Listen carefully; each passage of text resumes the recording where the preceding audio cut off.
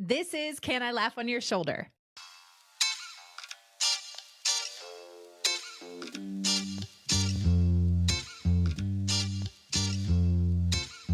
Was highly anticipatory, is that the word that I'm looking for, about today's episode, because my guest today is Ellen, and I hope I'm saying your last name right, and I should have checked before I hit record, but this is what we're doing. Is it Skrmetti? It's Skrmetti. Skrmetti, look at it. Yeah. I nailed it. Yeah. 3 points. And Ellen Skrmetti, and she is a fellow comedian, and I am just so pumped to have her on the show. Ellen, thank you for being here. Thank you for having me. I'm so excited. I'm so excited. Okay, now here is, I have to just, because before we were even recording, we were already like, hi, we just met. Let's share really personal information with each other. Yes. So I feel like we've broken that ice in the last 5 minutes. Yes. But I'm going to come off with a confession immediately. So, as a podcaster, a little behind the scenes, I get pitches for guests all the time. I'd say 95% of them are an automatic delete. But when I see something initially that's like, should I investigate this a little bit further? And I saw in your bio that you had trained at Second City. Yes. And as somebody who also trained at Second City, I was like, well, I need to have her on. And then it was one of those things where then I went to your Instagram and I was like, well, her? Like, I know her videos. So it was one of those, like, I did not initially put two and two together until I started to like dig a little bit deeper. And then I was like, oh, hey, Jesus, I got a question for you. Yeah. And I immediately was like, yes, well, I don't even have yes, we're going to have you on. No questions asked. So that's where we are. So Ellen, that is the little background as to why I really wanted to have you on. So it was maybe a little bit selfish. I don't know. I think it's going to benefit both of us. You know what? And I will absolutely take it. I just sent my publisher last night. I said, listen, here's how I do my ads. And I actually embed a Hey Jesus video. So people make the connection like, oh, that's who that is. Yeah. Because so many people will just know me as the Hey Jesus lady. Yeah, as the Hey Jesus lady. So, I mean, I initially was like, yes, because you were at Second City. Yes. And then yes, because I love your videos. Now, I did not train at Second City in Chicago. I trained at the now defunct, I don't know, is that the right word? Like, it's now doesn't exist. Second City Training Center in New York is where I trained. But well, it doesn't even exist. That didn't. No, it did not. Well, it was around, I mean, this was in 2007. Okay. Well, it's been a minute. There was one that they were moving. So, well, if it makes you feel any better, I was not at the famed anyone. I started doing it online during the pandemic. Really? I didn't even know they had an online training center. So what they did is, pre-pandemic, I was actually talking to my husband saying, okay, what if I take 5 days off of work and I just go to Chicago? Because I really feel like if I could go and train at Second City, it could just help me get the confidence I need to be a comedian. Yeah. And we were really talking, we were very serious about it. I was taking local comedy classes and then when COVID happened, they had to shut down. They had to make money. Yeah. So they started offering stand-up escape classes, online classes. And so that is part of how I survived COVID, was taking stand-up writing classes. And then my teacher, well, I had two different teachers, still friends, still supporting each other. My girlfriends that I made in the class, and even one of my guy friends, still supporting each other. I love that. And some people were just there to survive the pandemic. Yeah. And some people were there because they were like, we really want to do this, but we want to have a career after COVID ends. So they were doing it for that reason. So it's perfect. What a small world. I love that. I had no idea that was a thing during the pandemic. Yes. Yeah. Mine was like 2007, 2008. Was when I was up there and they were just, I mean, it was awesome. I mean, I did sketch and improv were my classes. I didn't do stand up. I tried stand up a couple times and I was like, this is not my jam. I just loved sketch and improv. I have to tell you, I was so glad that I took stand up through Second City, because other places I had taken stand up classes were so cut this word. And it was almost like they wanted you to have like a monologue memorized. And I can still remember a teacher going, she subbed. She was like, listen, you guys are taking stand up at the famed Second City, the home of improv, and nobody looks like they're having fun. And you need to have fun. So it's okay if you get a word wrong, just calm down. Yeah. And that's actually how I'd use a remote in my sketches now. Yeah. I started out using my daughter's phone, and my daughter had to go back to school. And so I was having to film during the school day, and I went, wait, you studied at Second City. You can improv this. Yeah. And so that's how I got a remote. I love it. I love it. Okay. Well, that actually leads perfectly into, I feel like you've already kind of answered some of this, but we're going to do Yes. it anyway. So the Ellen 101. So Yes. that is like, as we've alluded, you're a comedian, but like, who are you? What do you do? And how did you get to where you are today, other than obviously studying in Second City during the pandemic? Yeah, so my name is Ellen Skrmetti. I am an author and stand-up comedian and Instagram sketch artist. I don't know what you call it. Creator. I got here through hard work and prayer. Yeah. It's about the only way to put it. I was trying to do this the normal route of getting 5 minutes on stage and then 10 minutes on stage. And actually one day, one of my teachers said, you guys are going to be so glad that you know how to do stand-up, because we get so many students, or she just said, we're starting to get students that are taking our classes because they're getting booked into clubs because they have this Instagram profile, but they don't quite know. They don't have a show. Yeah. So you guys will be ready. Well, I took that as a business plan. I thought, well, wait a minute. Let me just turn my stand-up bits into sketches, and then maybe I can find my people and then get them to come see me at a club. So that was my master plan this whole time. I love it. Yeah. I love it.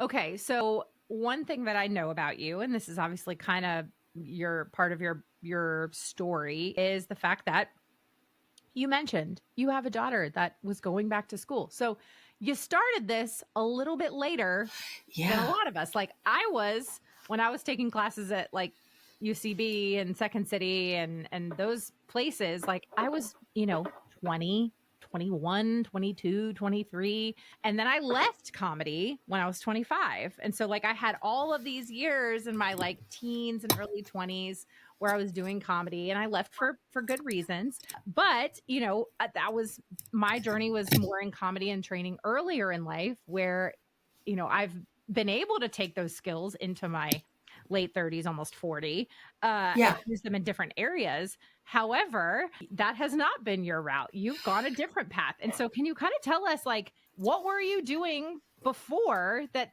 made you wake up one day and go, it's never too late to start a new career. It's never too late to get into this, and decide to, in your, midlife. Yeah, do it. To do it. I'm like most people that has a dream, but they're just really scared of it. And that's okay to be scared of it. What's not okay is to just live in it, is to live in the fear. So I had told myself that I had promised the Lord that I would never get back on stage after I had my talent competition in Miss Mississippi. And I said, Lord, if you get me off the stage, I'll never get back on another one. And I just let that fester, and I let that set in. Yeah. And so I got married, lived my life. I was an advertising sales rep for social magazines. I did that in Jackson, Mississippi, Nashville, Tennessee. And then finally one day I really felt the Lord go, I never took that bet. And so it wasn't immediately that I started working towards having a stand-up career because my kids were so little. But when I was 41, my husband gave me stand-up comedy classes at a local comedy club. And it was when that teacher was like, you're funny. You could do this. I was like, okay, wait a minute. We might be onto something here. Yeah. And so he got me on stage for the first time, but then that was the Thursday before Alabama shut down for COVID. Wow.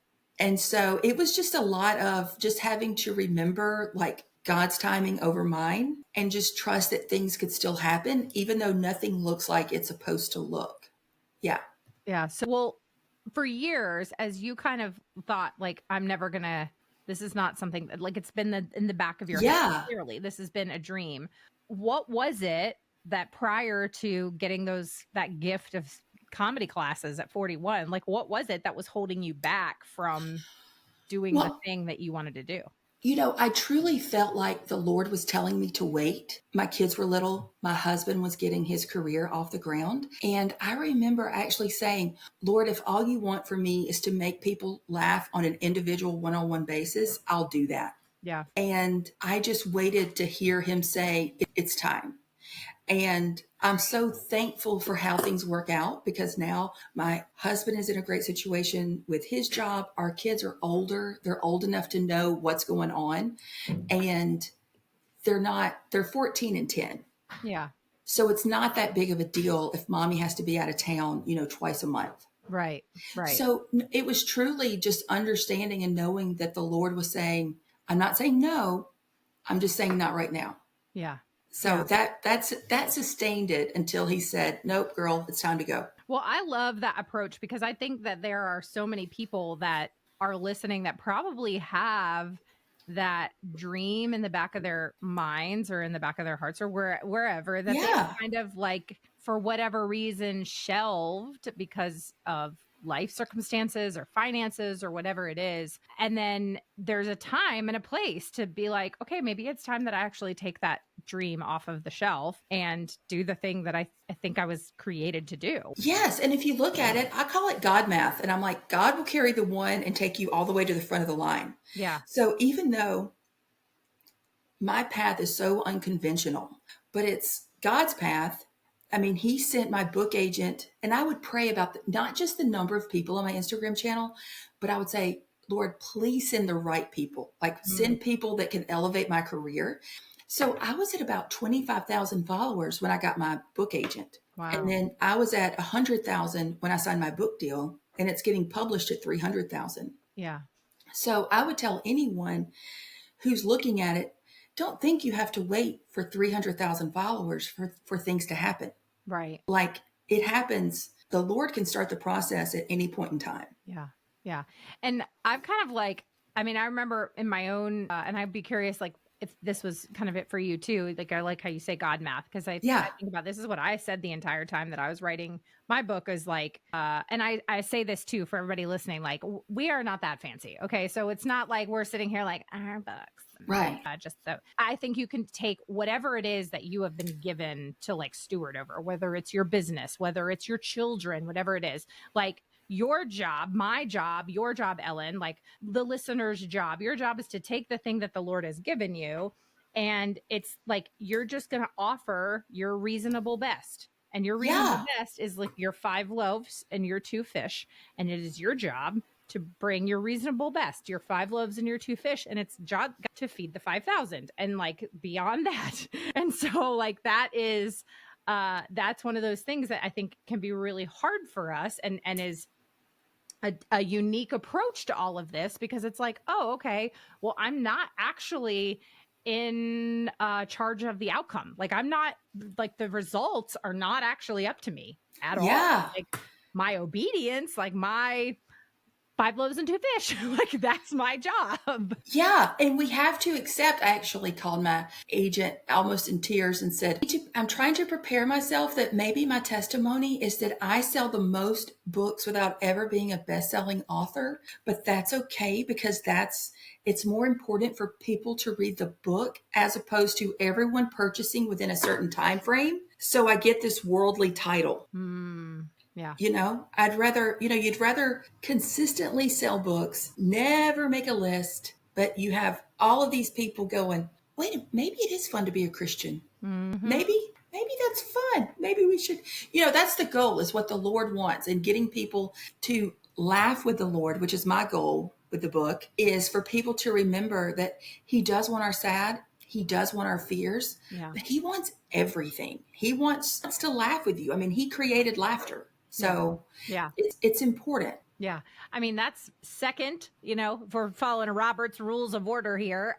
Second. And I think that actually leads me nicely to the question I wanted to ask you next. And that's the influence that obviously is very clear in your comedy is a great, beautiful mix of both your faith and your love of God, your love of Jesus, and then sort of like that Southern charm, that Southern humor. Obviously can hear it in your accent. As somebody who lives in North Carolina, like I get it, like I am. And, my husband's from North Carolina, like born and bred from North Carolina, like my entire extended family on my husband's side, and all of our friends are just like well entrenched in Southern culture. And so you have this really beautiful mix of that Southern charm, that Southern culture, humor with your faith. And so how, obviously that was intentional, but how has Yeah. that influenced your comedy? Well, I think that Second City helped me accept that my upbringing was enough. Mm, You know,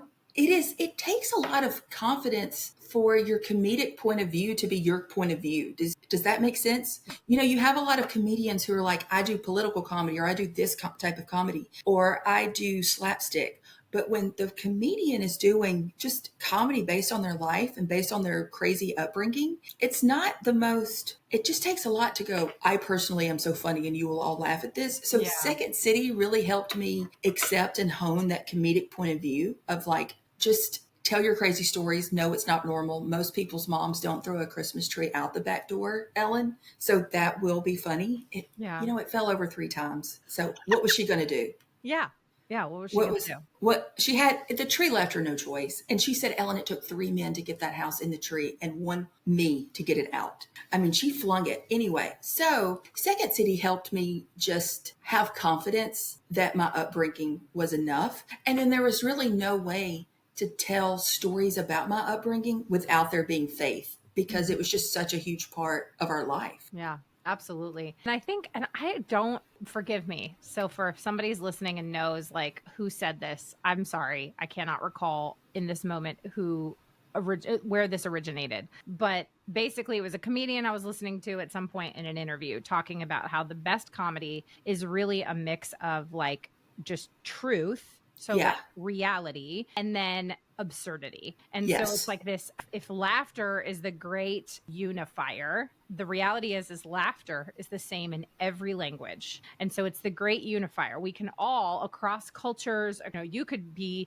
in a country with somebody who speaks literally nary a lick of the same language that you do. But if you both laugh at something, or if you see somebody fall, or if it's like, you know, you watch a funny cat video, like it's a unifier because Yes. there is this mix of, oh, it's so true, hashtag it's so true, and also like pointing out the absurdity of it. And that's how good comedy, it really works. And I think you see that especially in comedians like Nate Bargatze. Yes. Who I think does this better than probably any comedian of our current day, where he takes that, just the truth and the absurdity of life, and then he just points out the silliness of it or whatever it is, and then we can get into like delivery and style and all of that. But He absolutely does. And if I could just also add, please, that Nate Bargatze's cousin was my daughter's kindergarten teacher. of course he was, because naturally. I just want to get that out there. Yeah. So I just want people, are they related? Are Ellen and Nate Bargatze related? I just want some sort of rumor to start about us. I mean, But when we lived in Tennessee for a year, I had no idea who he was, but it was my Second City teacher who said, you have to go watch Nate Bargatze.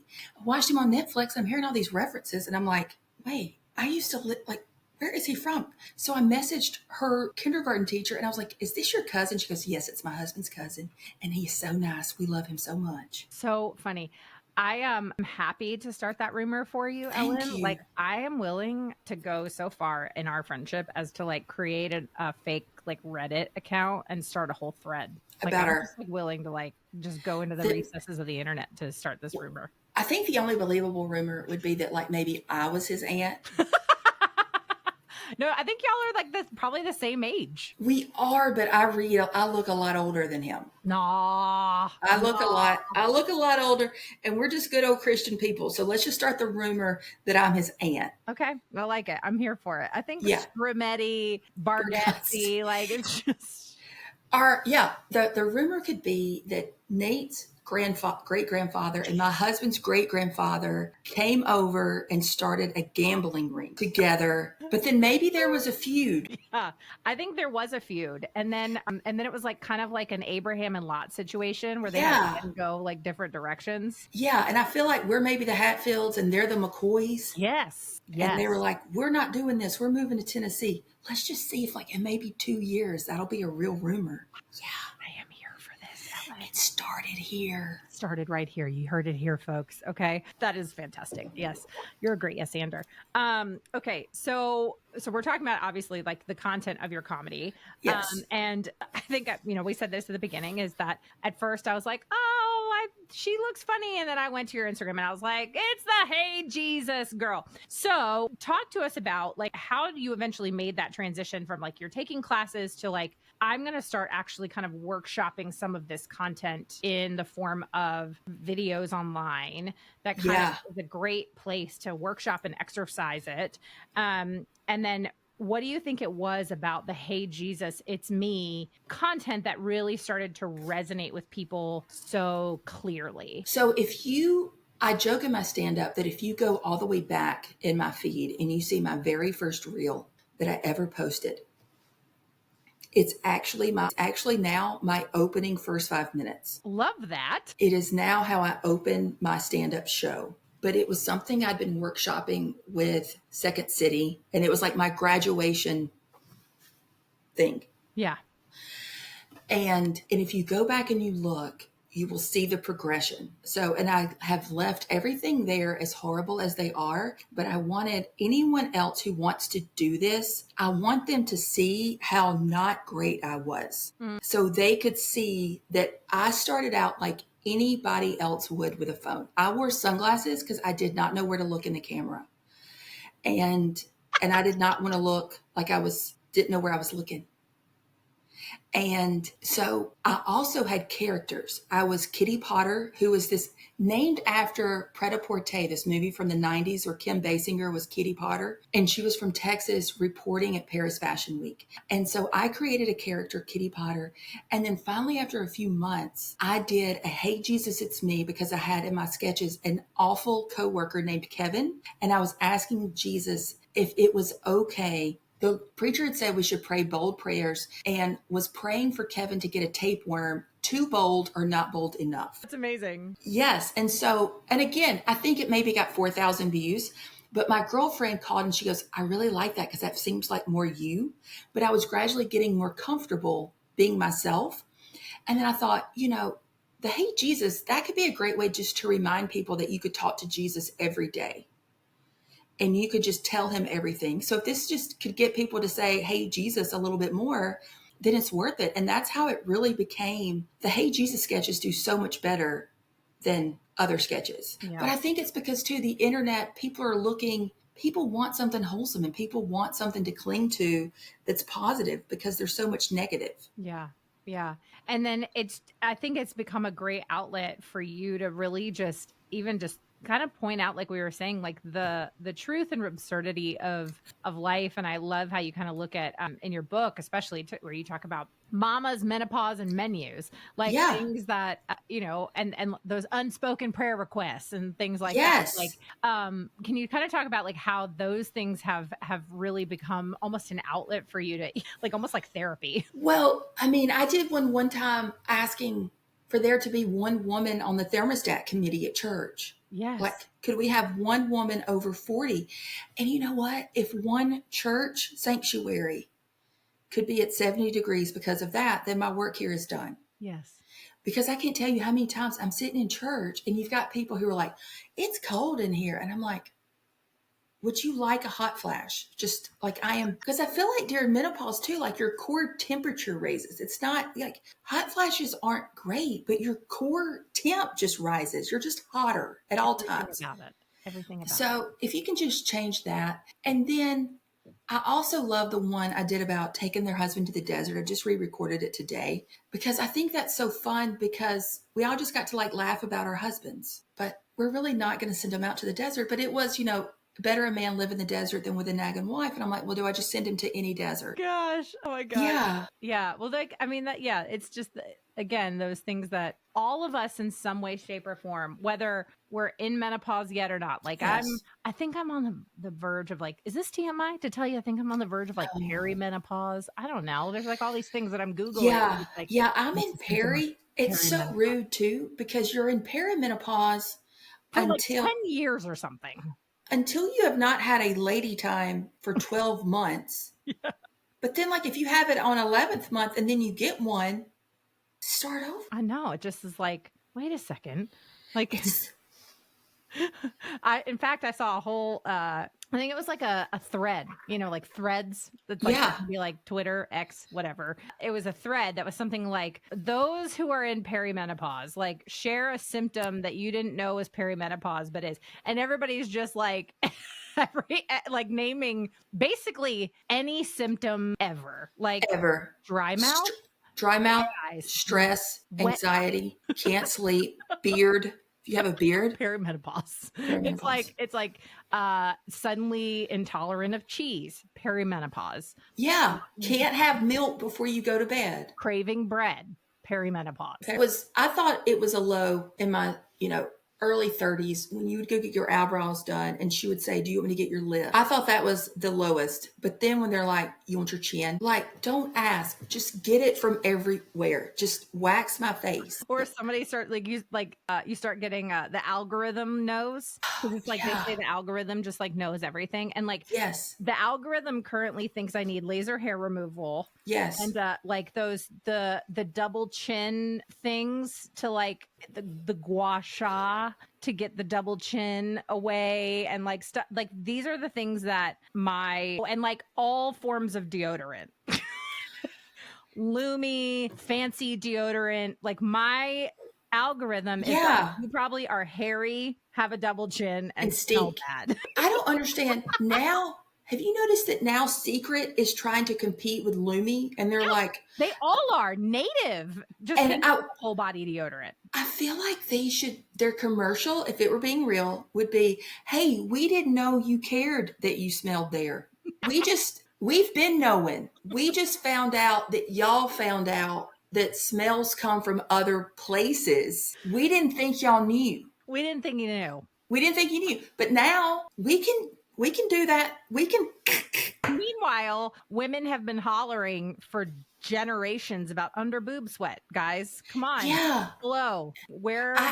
I actually went and looked at the board of directors of Secret deodorant to see how many men were on the board. And there are a lot of women who I'm like, you all got talked over in the meeting? Like every one of y'all. 100%. Like how have we not been talking about under boob and thigh sweat for generations? Right. Gentlemen, we have been, but let the women talk. They have real solutions. They're probably so happy the day Lumi came out and they were like, see? See, we done been saying this. Shannon Klingman or Samantha Klingpen or Shannon Klingman. I think that's her name. She's printing money. She is printing money, and it is all then going back into the form of Facebook and Instagram ads. True. I'm true. Just saying. It's not going to lower the cost. It's not of Lumi. It's not. It's still like $14, $15. It's still, that's what's happening. That is what's happening. But again, see here, ladies and gentlemen, and for the gentlemen that are listening, you are welcome for the insight that Ellen and I just gave you into what the women in your life deal with. I just throwing that out there. Maybe have some compassion, empathy for the things.